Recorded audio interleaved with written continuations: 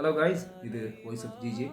நேற்றைய நாளில் சவுதி அரேபியாவில் இடம்பெற்ற பஸ் விபத்து நமக்கெல்லாம் ஒரு செய்தியை சொல்லி தந்துட்டு போயிட்டு, அவங்களுக்கு கிடைச்ச ஒரு பெரிய பாக்கியம் தூய்மையான முறையில் அல்லாஹ்வை சந்திக்க கிடைச்சிருக்கு. மரணம் எங்கே இருந்தாலும் எப்படி இருந்தாலும் வரக்கூடிய ஒரு விஷயம்தான். ஆனால் நம்முடைய இறுதி நேரம் எப்படி அமையுதுங்கிறதுல தான் நம்முடைய எல்லாமே அடங்கியிருக்கு. என்னுடைய இறுதி நேரத்தை எனக்கு தூய்மையானதாக, உன்னை தூய்மையாக சந்திக்கக்கூடிய நிலையில் எனக்கு அமைத்து தந்திருப்பதாக என்று ஒவ்வொரு தொழுகையிலும் அல்லாஹ்விடம் பிரார்த்திக்க வேண்டும்.